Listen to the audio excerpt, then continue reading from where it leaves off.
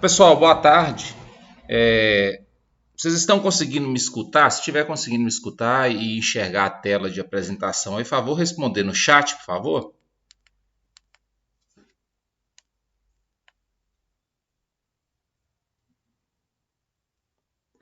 Beleza.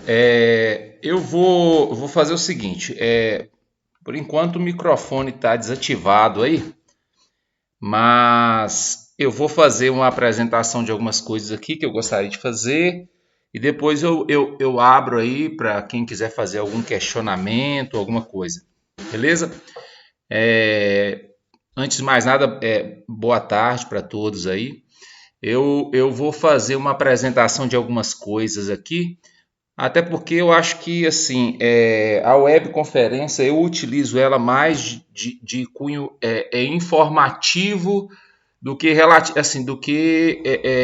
tratar de conteúdo especificamente, porque a dinâmica da nossa disciplina, né, da educação à distância como um todo, ela trabalha o Moodle como as possibilidades, tanto para que eu possa apresentar os conteúdos, tanto para que a gente possa fazer a interação também. Então, assim, né, eu vou utilizar desse espaço aqui para uma perspectiva mais informativa sobre a disciplina, sobre algumas coisas que eu quero mencionar, né? E depois a gente conversar sobre alguma dúvida, alguma coisa que alguém tenha relativa à disciplina aí. Então é o seguinte, algumas coisas que eu queria colocar. Primeiro é relativo a prazo. Então eu vou pedir aí que vocês tenham atenção com prazos, porque assim, os prazos são definidos. Então, por exemplo, agora, bloco 2 tem lá o prazo para as atividades de estudo dirigido. Aí aluno me manda mensagem, por exemplo, assim, professor, você vai dar uma dilação nesse prazo aí? Eu não trabalho com isso. Não existe dilação de prazo. A gente tem que se organizar dentro daquilo que está proposto. Então, assim, se está marcado para o estudo dirigido ser feito até dia tal, não quer dizer que ele tem que ser feito naquele dia, é até aquele dia. Então, o ideal é que vocês se organizem para que façam as atividades dentro dos prazos, né? Então, por exemplo, tem 2 estudos dirigidos já disponíveis no bloco 2. Em nenhuma situação, a não ser que tenha um atestado médico do período, né, que está aberto aquele estudo dirigido. Caso contrário, em hipótese alguma, vai ser, né, assim, aberto um novo prazo para realização de estudo dirigido. Isso aí eu não faço em minha disciplina, né? A gente tem que ter essa responsabilidade com os prazos, se organizar. Ah, tenho atividade demais, tem. Cada um tem que avaliar, né, dentro da sua perspectiva, dentro do seu tempo, como você vai conseguir elaborar essas questões que estão colocadas, né? Então, os prazos devem ser respeitados, né? Então, isso eu não abro mão dentro da disciplina. Beleza. Em relação ao estudo dirigido do bloco 1, eu vou abrir uma concessão não permitindo novo estudo dirigido, nova atividade, porque alguns alunos foram cadastrados no decorrer da atividade aí, no decorrer do primeiro semestre aí, né? Já iniciado o semestre, alguns alunos foram cadastrados. Então, eu conversei com os tutores e a gente vai trabalhar o seguinte: não vou abrir uma nova atividade do bloco 1, não vou abrir um novo estudo dirigido, até porque tem mais de 80 alunos, eu não vou atender a demanda de um por um, né? Então, vai ter primeiro a perspectiva de trabalho em relação à prova. A prova tem o mesmo conteúdo dos blocos. Então, proporcionalmente para aqueles que não fizeram, e aí eu vou abrir exceção para esse caso, qualquer aluno que não tenha feito as atividades avaliativas do bloco 1, ou seja, as atividades de estudo dirigido, a nota, né, para esses alunos, ela vai ser calculada proporcionalmente à nota da prova, né? Então eu vou fazer essa adequação para que o aluno não fique sem nota no estudo dirigido. Mas eu não vou criar novas atividades para o aluno. Eu tive muito trabalho essa semana, não consegui fazer. Não vai ser criada uma nova atividade para esse aluno, não. A nota para ele vai ser dada em relação à prova. Isso não vai acontecer para os próximos blocos. Bloco 2, bloco 3, bloco 4, e cada um deles tem duas atividades do estudo dirigido. Elas devem ser feitas dentro do prazo determinado e eu não vou aplicar uma nova atividade nem fazer proporcionalidade para aluno que não cumpriu o prazo que está lá determinado. É lógico que o aluno que tiver resguardado de alguma coisa jurídica, dentro do que a gente tem dentro dos cursos de regulação, de graduação, né? A pessoa está com atestado, naquele período ela estava inapta a fazer, aí a gente tem sempre que pensar em alternativas para isso, e aí é uma questão que é legal. Fora isso, não vai ter uma nova atividade nesse sentido. Então, porque infelizmente existe, né? Ainda bem que não é para a maioria, mas para alguns a perspectiva de que a educação à distância ela não vai demandar do aluno, né? A gente não pode de jeito nenhum fazer esse tipo de associação, né? O curso de educação à distância, como um outro curso presencial qualquer, ele tem uma garantia legal, ele tem o mesmo valor do que um curso como outro qualquer. E assim como tal, ele exige uma autonomia, né? Ele exige um respeito até, né? Pela questão das práticas em si. Então, assim, não existe essa ideia, né? E é bom que isso fique claro, de que um aluno que faça a opção por um curso à distância, ele não vai ter trabalho, ele não vai ter demanda, ele não vai ter que se dedicar aos estudos, né? Ele vai poder não cumprir prazo, então não faça esse tipo de associação. Ainda bem que isso não é feito de forma geral, mas eu ainda recebo e-mails, né, e algumas mensagens de aluno me falando isso, né? Que fez a opção pelo curso à distância justamente porque não tem tempo para fazer, né, o curso presencial, então ele precisa de mais mobilidade em prazos, assim. Isso eu nem respondo às vezes o e-mail para não ser assim mal interpretado. Então eu prefiro às vezes fazer esse momento e nesse momento falar de forma geral, né? Então vamos tomar cuidado com essas questões aí, né? Porque o nosso curso ele é um curso que ele exige, ele demanda, né? Um curso de matemática ele demanda, né? Um esforço, ele demanda um certo compromisso com o estudo, porque ele não é um curso simples, né? Ele não é um curso simples, ele tem uma complexidade aí dentro dos conteúdos, né? Que ao longo do curso vocês vão percebendo que vai exigir do aluno um comprometimento, certo? Vou falar um pouco sobre a nossa primeira avaliação, lembrando que as avaliações não são marcadas pelos professores, né? Elas são agendadas aí pelo calendário, e a primeira avaliação da nossa disciplina já está marcada para o dia 29, né, de 14 às 18h30. Se eu não me engano, tem uma outra avaliação que acontece no mesmo horário. Então, vocês têm duas provas, acredito, né? Pelo que eu vi no calendário, eu acho que é isso. Então, vocês devem se organizar, né, para otimizar o tempo aí. A nossa avaliação, vou falar um pouco sobre a avaliação na perspectiva do que a gente trabalhou até agora dentro da disciplina. O conteúdo da primeira avaliação é o conteúdo do bloco 1 e do bloco 2. O conteúdo da segunda avaliação é o conteúdo do bloco 3 e do bloco 4. É assim que funciona, certo? A prova que eu elaborei são 6 questões. Ela está totalmente correlacionada com os conteúdos que foram distribuídos, né, ao longo do bloco 1 e do bloco 2. Né? Ela tem, na verdade, 3 questões associadas ao bloco 1 e ela tem 3 questões associadas ao bloco 2. Né? Então, funciona assim a nossa avaliação aí. Vou comentar assim, de forma bem breve como que ela está montada, só para vocês terem um entendimento de como que vai ser cobrado aquilo que foi trabalhado dentro dos blocos aí. Por exemplo, bloco 1, como eu falei, são 3 questões. Só a título de ilustração. Lá na primeira atividade do estudo dirigido, né, eu fiz 2 questões que tratavam alguns conteúdos que tinham sido ministrados.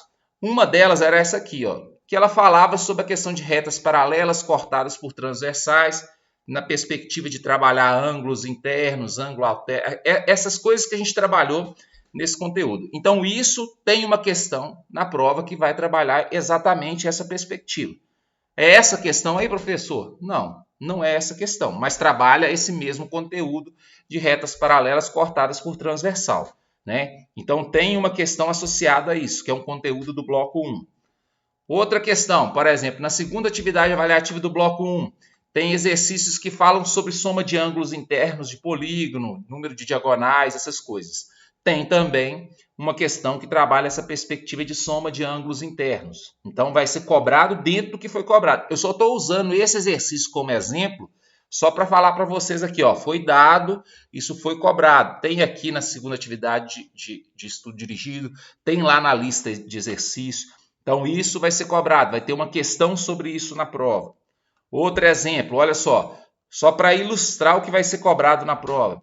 Lá na terceira lista de exercícios, por exemplo, do bloco 1, tem uma série de exercícios, aqui eu coloquei só 2, que falam sobre ângulo inscrito, essas coisas aqui, né? Aí o exercício 6 dessa lista, o 7, o 8, o 9, o 11, se eu não me engano, tem uma série de exercícios que falam sobre a perspectiva de ângulos inscritos. Vai ter um exercício na prova que cobra alguma coisa relacionada a isso, né? Então, são 3 questões relativas ao bloco 1. Depois, isso aqui tudo eu vou gravar, eu vou gravar e vou disponibilizar. Alguém colocou essa terceira lista, fiquei sem entender. Aí você tem que fazer a lista, existe a resolução de alguns exercícios lá para que auxilie você no estudo. Então você vai fazer o exercício, vai ver as videoaulas referentes ao conteúdo, fazer os exercícios, assistir às resoluções, tem dúvida, participar do fórum de dúvidas, e é assim que funciona a dinâmica da disciplina, né? Então, assim, o conteúdo ele é um conteúdo que não deve ser visto a partir de lista de exercício, mas a partir das correlações que se faz dentro da disciplina. Assiste às videoaulas, dá uma olhada no material teórico, tenta fazer o exercício, assistam às videoaulas. Eu vou dar um exemplo bem claro. Essa disciplina, depois eu posso até colocar para ilustrar a situação. Eu, como professor, eu tenho acesso ao Moodle, né? E eu consigo com clareza analisar o comportamento de cada um de vocês dentro do Moodle. Então eu consigo saber quando você entrou no Moodle, o que você acessou no Moodle, qual videoaula que você assistiu do Moodle. E aí é uma coisa que eu acho que tem que ficar de reflexão. Por exemplo, alguém colocou aí sobre a terceira lista que ficou sem entender. Eu não vou resolver exercício não, tá, gente? Como eu disse, o objetivo aqui não é resolver exercício. Se está com dúvida em algum exercício, vamos trabalhar no fórum de dúvida as dúvidas relativas a exercício, né? Então, lá que é o momento para isso, porque, na verdade, é algo que a gente vai trabalhando continuamente ao longo do curso, né? O que eu gostaria de enfatizar aqui? Quando eu abrir, por exemplo, algumas listas de exercício lá no Moodle, para ver quem está acessando, quando que está acessando, eu achei interessante o seguinte, porque quando eu abri os vídeos de resolução de exercício, como eu disse, tem mais de 80 alunos. Tem exercícios lá que estão assim, 5 visualizações, 3 visualizações, 10 visualizações. O que mais tem visualizações, acho que era 25 visualizações. Então, alguma coisa está pendente nisso aí, né? Um conselho que eu dou, faça as listas, assista as resoluções, porque ninguém vai poder depois, né? Por exemplo, assim, ó, eu não soube fazer, aí eu vou ver lá, exercício 6, exercício 7, os vídeos que eu gravei, a pessoa não assistiu, né? Será que então não entendeu porque não se dedicou às vezes como deveria? Estou só supondo uma situação, mas essa questão do acesso é uma questão que eu tenho e eu consigo aqui para todos os alunos fazer esse diagnóstico, né? E é até um diagnóstico que eu sempre faço porque às vezes muitos alunos não conseguem às vezes tirar uma nota boa e às vezes assim é associado ao professor, né, a ideia do resultado às vezes não ter sido tão bom. Então eu uso isso até como uma forma de me proteger, né? Então cada um tem que fazer esse exame aí de consciência, ver se está estudando, ver se está assistindo tudo que está proposto lá, porque como eu disse, eu consigo ter acesso a essas coisas e infelizmente o que eu tenho visto lá não tá de acordo com o que eu esperava. Outra perspectiva que eu acho importante comentar, a disciplina ela tem 3 tutores. É raro ter uma disciplina com 3 tutores. E eu converso muito com os tutores e o feedback que os tutores me dão é que a participação ela é muito baixa, né? Vamos pensar que a gente tem 80 e poucos alunos, se eu não me engano. Eles falam comigo que a participação é muito baixa. Então, assim, isso me preocupa, né? a gente, assim, né, na matemática como um todo, um exercício que a gente tem que fazer é não deixar para estudar próximo à prova. Porque, assim, não vai conseguir fazer, né, um estudo adequado para entender o conteúdo e conseguir bons resultados. Né? O estudo, tanto que esse estudo dirigido ele foi criado nessa perspectiva, de alguma forma auxiliar nesse estudo contínuo. Né? Então, por exemplo, a pessoa ela tem que estudar ao longo de todo o semestre. Não dá para estudar em véspera de prova. A gente não aprende estudando em véspera de prova. Né? Até porque não é possível, às vezes, você trabalhar com dúvidas. Né? Então, assim, acho que uma.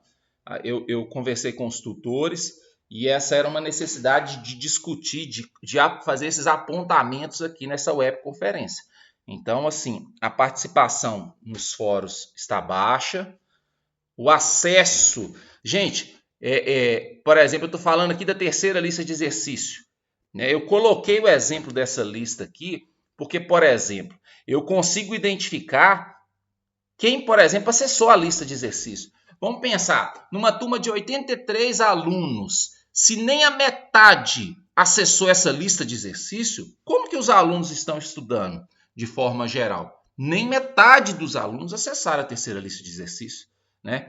Então a gente tem que fazer, né? E aí essa web vai ser gravada, está sendo gravada e vai ser disponibilizada depois para vocês. Então, na verdade, eu estou usando ela como uma forma de alertar, pessoal, vamos estudar, não deixa, a prova é dia 29. Quem está deixando para estudar agora de véspera de prova, porque para mim é véspera de prova, a gente já está no mês da prova, né? Vai ter uma dificuldade, porque a quantidade de conteúdo ela não é pequena, certo? Vou continuar falando aqui, depois se alguém tiver alguma dúvida, pode fazer pergunta aí. Bloco 2, o que vai ser cobrado no bloco 2, que é o bloco que está disponível agora lá. Então, por exemplo, vou só exemplificar, porque são 6 questões, eu estou dando mais ou menos como exemplo cada exercício que vai ter na prova. Né? Tem lá na primeira atividade do estudo dirigido um exercício como esse aqui. Ó. É só ilustrativo isso, né? Que explora a ideia do teorema de Pitágoras. Né? Então, tem que saber trabalhar o teorema de Pitágoras. Tem uma questão das 6 questões da prova que vai demandar também o conhecimento do teorema de Pitágoras. É esse exercício? Não, mas é o mesmo princípio, usar o teorema de Pitágoras. Então, a outra questão da prova vai ser relativa a isso aqui. Outra questão da prova, ainda em relação à primeira atividade do estudo dirigido, tem esse exercício lá que fala da semelhança de triângulos, que vai usar a ideia da semelhança de triângulos para resolver determinada situação. Né? Na prova também vai ter um exercício que demanda o trabalho com semelhança de triângulos para a resolução de um exercício lá. Né? Então, uma das questões da prova vai ser isso. Segunda atividade do estudo dirigido, eu coloquei como exemplo esse aqui, mas os 2 exercícios da segunda atividade do estudo dirigido são exercícios que falam da trigonometria no triângulo retângulo. Então, a prova vai ter também uma questão sobre trigonometria no triângulo retângulo. Então, é isso que vai ser cobrado na prova. Então, você tem que saber trigonometria no triângulo retângulo, vai ter uma questão sobre isso. Você vai ter que saber sobre semelhança de triângulo, vai ter uma questão sobre isso. Né? Você vai ter que saber sobre o teorema de Pitágoras, vai ter uma questão sobre isso na prova. Você tem que saber sobre a ideia de ângulos inscritos, vai ter um exercício como esses aqui na prova. Né? Você tem que saber sobre soma de ângulos internos de um polígono, vai ter um exercício como esse na prova. Você tem que saber sobre retas paralelas cortadas por transversal, porque vai ter uma questão como essa na prova. Então, a prova ela é montada de acordo com esse contexto. São 6 questões, sendo 3 do bloco 1 e 3 do bloco 2. As questões são muito parecidas com as que estão propostas nas listas de exercício e no estudo dirigido. Então, isso é o que vai ser cobrado. A prova não é uma prova difícil, mas você tem que saber esses conceitos que são conceitos básicos aí. Beleza? Então, isso aí vai ser necessário aí. Eu vou até disponibilizar aqui agora o microfone, porque quem quiser fazer alguma pergunta, algum questionamento, pode ou digitar ou fazer aí via microfone, né? Que eu vou ajudá-los de alguma forma aí. Alguém perguntou sobre o dia da prova, eu falei dia 29/4. Aí só ficar atento ao calendário lá, porque na EAD funciona assim. Vocês têm 2 blocos de prova no semestre. Então, o primeiro bloco, né, ele acontece em 2 finais de semana. Então, vai ser no final de semana do dia 29, se eu não me engano, e no final de semana seguinte, do dia 6 de maio. Né? Aí, depois, mais à frente, tem o segundo bloco, sempre assim. E aí é o pessoal da educação à distância que define quais são as provas que vão ser aplicadas no primeiro fim de semana, no segundo fim de semana. E a nossa disciplina foi escolhida para ter a prova aplicada no primeiro final de semana, que é o final de semana do dia 29/4 aí, certo? Então, a prova, né, como eu bem expliquei aí, ela está totalmente embasada nos conteúdos do bloco 1 e do bloco 2. É aquilo que eu falei ali, ó. É um exercício de teorema de Pitágoras, um exercício de trigonometria no triângulo retângulo, um exercício de ângulo escrito e assim vai. Então, ela está amparada nisso aí, né? As questões não são questões difíceis, elas estão bem associadas àquilo que foi dado nos conteúdos, nas videoaulas, né? Então, a importância de se assistir essas videoaulas, fazer os exercícios, né? Tirar as dúvidas nos fóruns, apesar de que no fórum é o tutor que media, né, a relação com vocês, eu sempre acompanho, né? E eu sempre estou em contato com os tutores também. Assim, alguma questão ou outra que precisa, por exemplo, se aparece alguma questão mais latente, que é uma dúvida mais generalizada, aí o que a gente geralmente combina? Então eu gravo uma videoaula e disponibilizo. Não, na prova tem que entregar os cálculos sim, a prova é uma prova aberta, né? Então a prova ela não é corrigida por resposta, diferente da forma como o estudo dirigido é colocado aí, isso é muito por conta da ferramenta, né? A prova ela é corrigida a partir de cálculo, resposta sem cálculo não é considerado, né? E também resposta errada nem sempre é sinônimo de que o exercício está todo errado, né? Tem muitos casos em que a pessoa começa fazendo as contas corretas, depois acontece alguma coisa, né? E aí a gente tem a possibilidade de considerar alguma coisa, né? Eu gosto até de salientar que sou eu que corrijo as provas, né? Nem é o tutor que corrige, não. Então eu corrijo as provas e assim que o resultado é disponibilizado sempre no eCampus, tá, gente? Tem gente que passa o semestre todo achando que a nota às vezes não saiu porque fica procurando nota no Moodle, né? Eu lanço a nota no eCampus, porque se eu lançar a nota no Moodle, eu também tenho que lançar no eCampus. Então o serviço é dobrado. Infelizmente, no nosso sistema aqui da universidade, o Moodle não está atrelado ao eCampus. Né? Tem muitas universidades que conseguem atrelar. A pessoa lança a nota no Moodle, automaticamente ela cai no eCampus. No nosso, não. Então, por isso que eu faço a opção, são 83 alunos. Então, eu faço a opção de lançar sempre no eCampus. Beleza? Alguma outra pergunta aí?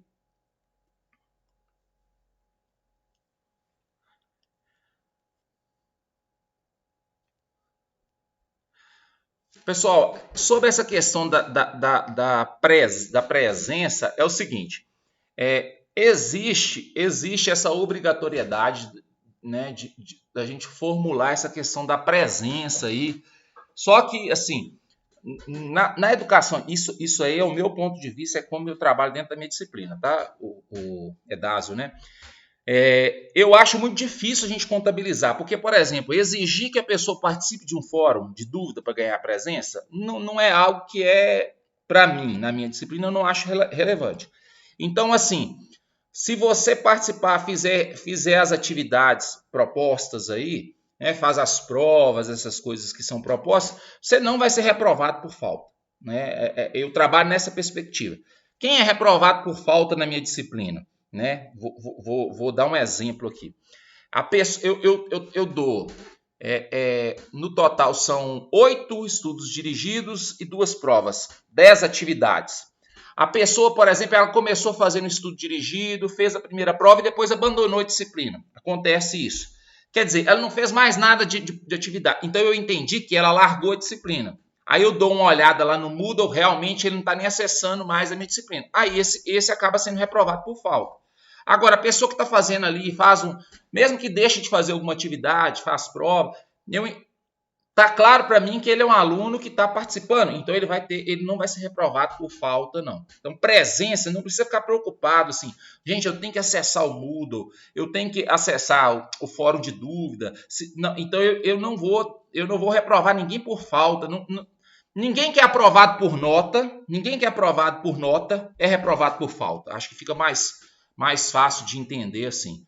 Para ser reprovado por falta é o caso da pessoa que abandona a disciplina e mesmo assim não no final dela, porque tem gente que vai fazendo as atividades, chega lá no final, deixa de fazer a última prova. Isso nem é motivo para a pessoa ser reprovada por falta, entendeu?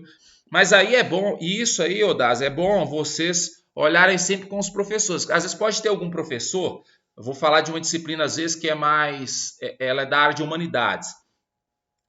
Uma pessoa da área da humanidades, por exemplo. Às vezes a pessoa ela vai cobrar a participação em algumas coisas que são feitas ao longo do semestre. Então aí ele pode, o professor que vai te informar, até o que a Paula perguntou, é ele que vai te informar sobre essa frequência, porque nem tem como a gente fazer essa mensuração de frequência. No Moodle, por exemplo, eu acho que nem tem muito isso, sabe, o Paulo? Não tem como a gente mensurar isso, não. Então, assim, isso aí acaba ficando a cargo do professor. Pensa-se no contexto de sala de aula, só para vocês entenderem. Tem professor que faz chamada, tem professor que não faz chamada? Não existe isso. Então, por exemplo, eu sou o professor que não faço chamada. Basicamente seria isso. Então, o sujeito que faz as provas, faz estudo dirigido, ele com certeza vai ser aprovado, mesmo que ele não tenha participado de nenhum fórum de dúvida, mesmo que ele não tenha participado de web, mesmo que...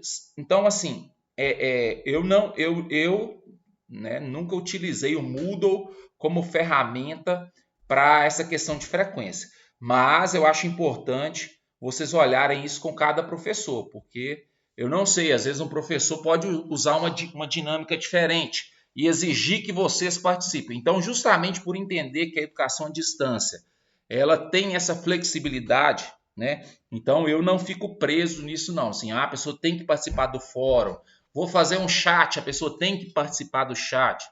Então, assim, a gente até cria isso, igual eu coloco lá no vídeo, falando que eu vou cobrar isso, porque, na verdade, isso é uma obrigação. Eu, como professor, eu sou obrigado a criar esse critério. Mas eu não sou obrigado, vamos dizer assim, em partes, a ter que necessariamente ficar cobrando isso, entendeu? Então, às vezes, por exemplo, acontece assim, ó, um aluno ele nunca mandou uma pergunta no fórum de dúvidas, porque ele conseguiu acompanhar a disciplina, ele fez lá os estudos dirigidos, não fez todos, fez a maior parte, fez as provas, conseguiu tirar a nota, ele foi aprovado. Eu não vou reprovar ele por falta, né? Mas eu acho importante conversar com os outros professores para entender isso aí, viu, gente? Mas assim, infelizmente, acontece assim, eu sei da demanda de cada um, sei que cada um assim tem as suas obrigações. Acontece às vezes de um aluno assim, essa disciplina eu vou abandonar porque eu não estou dando conta. Isso acontece mesmo, mas de forma geral o que eu posso falar para vocês é o seguinte: se vocês conseguem fazer essas atividades que eu passo para vocês aí, vocês estão aptos a fazer a prova. A minha prova, por exemplo, que essa prova que vocês vão fazer, ela é uma prova que para mim ela está bem simples, ela não está uma prova difícil.